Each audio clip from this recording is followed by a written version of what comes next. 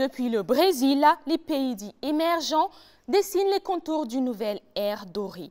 L'Afrique du Sud entend énormément tirer profit des opportunités offertes pour relancer son économie qui traverse des turbulences fortes. Des détails de cette affaire tout à l'heure. Ils sont prêts à aller au front. C'est l'engagement pris par des commerçants de Ouagadougou. C'était hier au cours d'une conférence de presse. Ils se portent déjà volontaires dans la lutte contre le terrorisme. Des précisions dans ce journal. Un jeune Burkinabé qui fait la fierté de son pays. Jacques Rodrigue Rahim Pinda Guigemdé a seulement 32 ans. Il est élu vice-président de la gouvernance mondiale de l'Internet. Tout de suite dans ce journal. Bonjour et merci de suivre LCA, la chaîne africaine. Le Brésil accueille depuis hier les dirigeants des pays émergents. Les BRICS, c'est le groupe que forment le Brésil, la Russie, l'Inde, la Chine et l'Afrique du Sud. Leur objectif, c'est la coopération pour mieux peser sur les affaires du monde. En 2017, la proportion du vote des pays émergents a marqué un bond de 13% à la Banque mondiale et de 14% au FMI. Avec ce 11e sommet, les BRICS promettent d'ouvrir une nouvelle décennie dorée. Le programme du sommet prévoit un forum commercial, un conseil d'affaires et des échanges sur la nouvelle banque de développement. L'Afrique du Sud pourrait tirer énormément des opportunités ouvertes par les BRICS, relancer son économie qui enregistre ces dernières années de fortes contre-performances. En Tunisie, un dirigeant islamiste s'installe au perchoir. Rached Ghannouchi a été élu hier avec 123 voix sur les 217 que compte l'Assemblée tunisienne. Le leader historique du mouvement Ennahda a reçu le soutien de Kalb Tounes ainsi que de la coalition Karama. Ces deux partis sont arrivés respectivement en 2e et 3e position à l'issue du scrutin législatif du 7 octobre dernier. L'alliance des trois partis pour former une majorité a surpris plus d'un observateur. Ces deux leaders s'étaient interdit toute possibilité de collaboration, mais finalement, le pragmatisme aura prévalu. Nous sommes prêts pour aller au front et lutter contre les terroristes. C'est en ces mots que se sont exprimés des commerçants hier à Ouagadougou. C'est face à la presse qu'ils ont invité les opérateurs économiques du pays à soutenir véritablement le gouvernement à lutter contre le terrorisme au Burkina. C'était en présence de Benjamin Kwame et de Bassirou Sawadogo. J'ai ordonné le recrutement de volontaires pour la défense de la patrie dans les zones sous menace. Cet ordre du président du Faso, Roch-Marc Christian Kaboré, au recrutement de volontaires pour lutter contre le terrorisme est tombé dans de bonnes oreilles. Les commerçants disent être prêts à aller au front pour lutter contre ceux qui endeuillent chaque jour des familles burkinabées. Face aux hommes de médias, le réseau des syndicats et associations des commerçants pour le développement du secteur privé a exprimé cette motivation avec véhémence.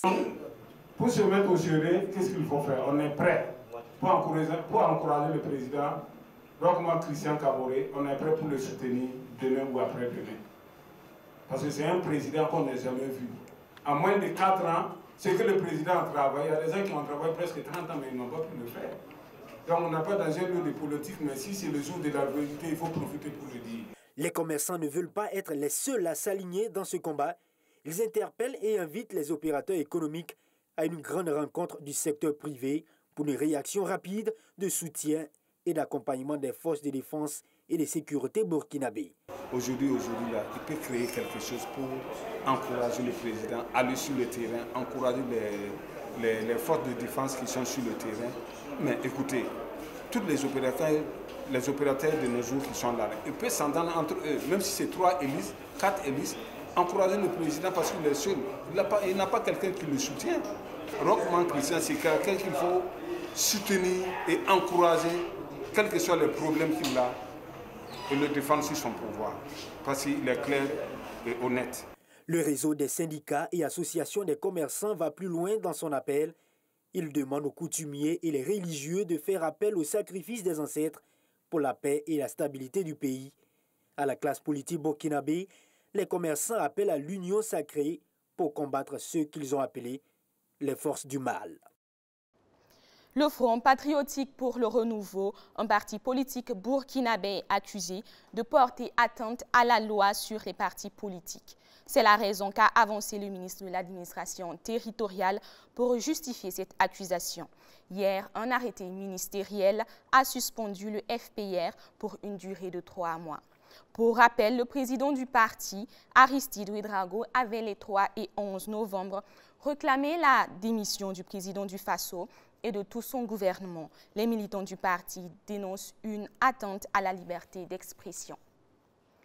Les activistes au Burkina dénoncent eux aussi les violations de la liberté d'expression.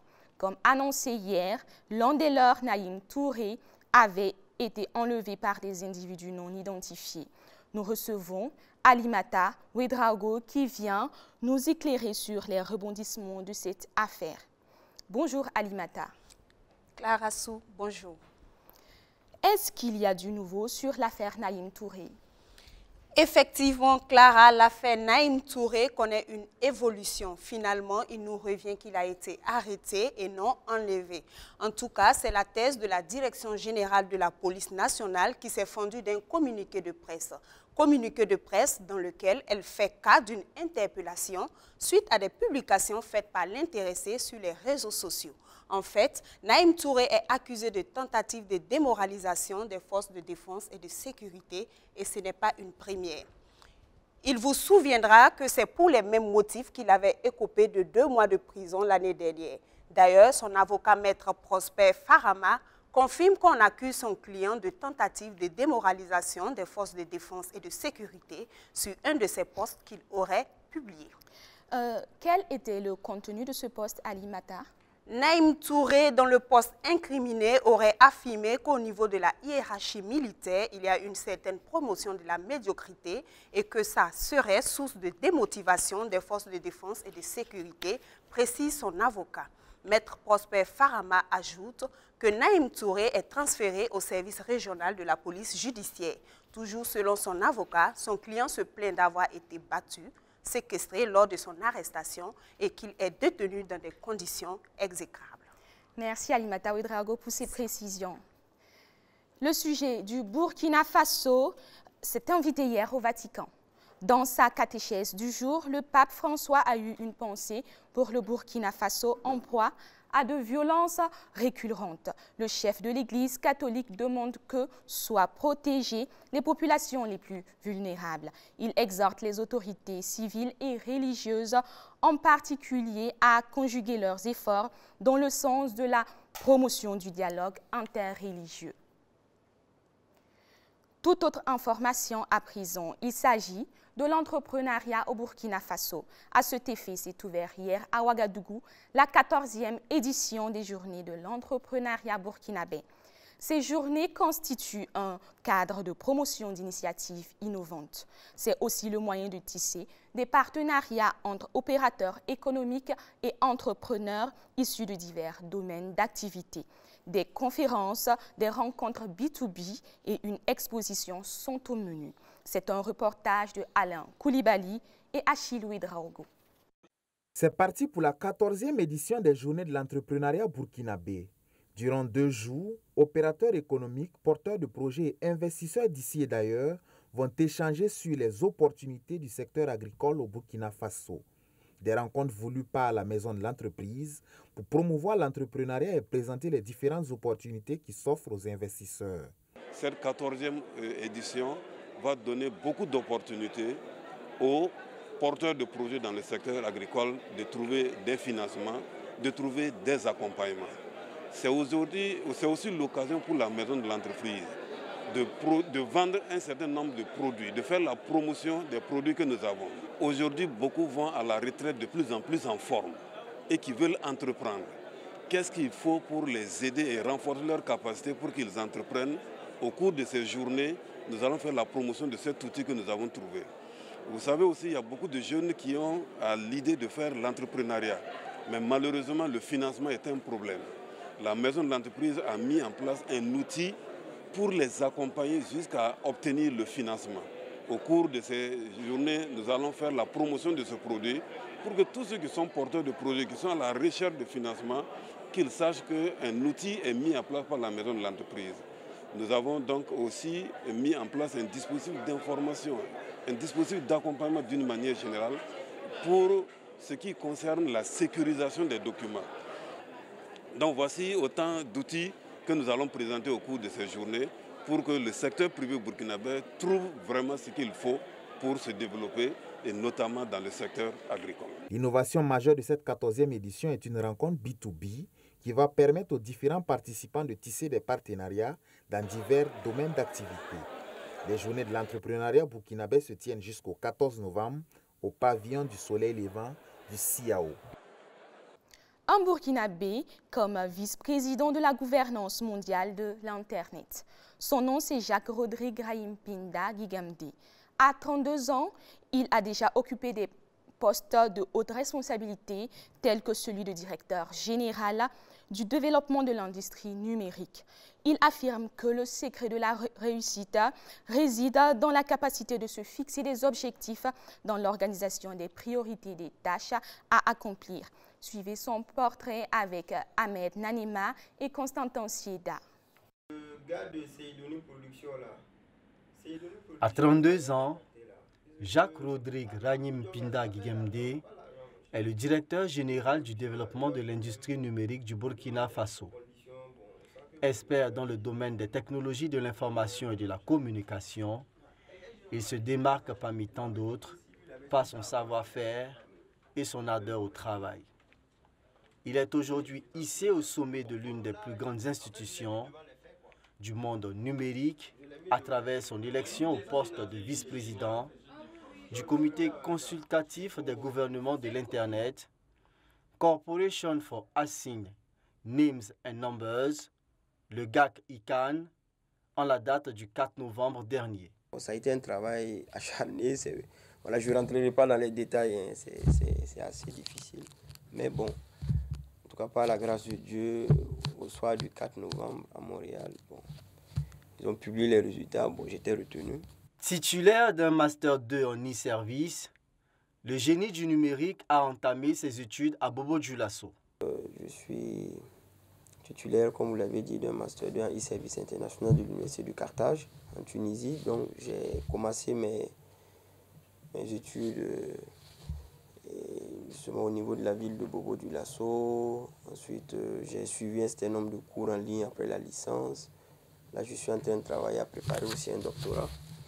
Je suis en train de travailler un peu sur un doctorat en tout ce qui est utilisation des technologies de blockchain en fait pour rationaliser les questions énergétiques. Vous savez que c'est un sujet qui est d'actualité au Burkina Faso. Selon l'expert informaticien, le développement d'une industrie numérique passe par la sensibilisation et l'émulation de jeunes talents.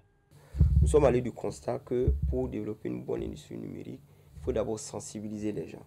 Donc nous avons initié le concept de COFAN, la conférence au Faso sur le numérique, sur lesquelles nous travaillons sur toute l'étendue du territoire. On fait des conférences un peu dans les établissements, à discuter avec les gens pour les sensibiliser sur des thématiques précises, des thématiques du futur aussi. Donc nous avons initié un certain nombre de concours, de jeux concours, les hackathons, les concours génétiques, pour justement que ces jeunes-là qui ont de la créativité, de l'innovation viennent utiliser le numérique pour travailler justement à développer des solutions au niveau des secteurs d'activité.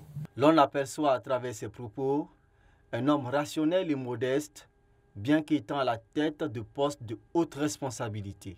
Dans tout travail qu'on fait, il faut être organisé. Il faut savoir à quel moment on fait quelque chose. Quand il faut bosser, il faut bosser. Quand il faut s'amuser aussi, il faut s'amuser. Ça ne veut pas dire que je ne me retrouve pas avec des amis souvent pour boire un verre et tout. Bon, ça, tout le monde le fait. Mais je pense qu'il faut s'organiser. Et puis, évaluer les priorités. Parce que c'est important. Il ne faut pas être toujours sur tout en même temps. Il ne faut pas tout faire. On n'est pas des robots. Donc, il faut essayer de hiérarchiser un peu les priorités, être organisé. Je pense que, bon, je ne suis pas un super homme. Hein. Je ne suis pas un super homme. Bon, c'est comme ça. Il faut s'organiser et puis travailler, c'est tout. Jacques-Rodrigue Guigemdé prendra fonction au poste de vice-président du GAC de l'ICAN en mars 2020. Aux âmes bien nées, la valeur n'attend point le nombre d'années.